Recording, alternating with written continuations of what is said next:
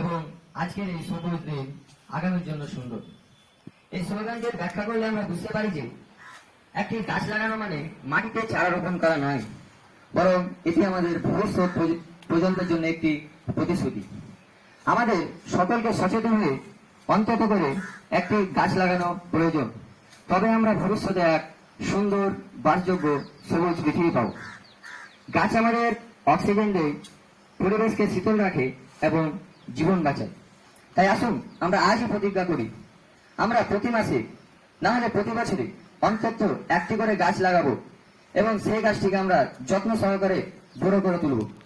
ঠিক যেমন একজন মা তার শিশুকে আদর যত্নে ছোট থেকে বড় করে তোলে। কারণ আমরা যদি আজ প্রকৃতিকে রক্ষা করি, তাহলে ভবিষ্যতে প্রকৃতি আমাদের রক্ষা করবে। আজকের এই সবুজ উদ্যোগে হবে আমাদের ভবিষ্যৎ প্রজন্মের ভিত্তি। Thank you everyone. আসসালামু আলাইকুম ওয়া রাহমাতুল্লাহি ওয়া বারাকাতুহু।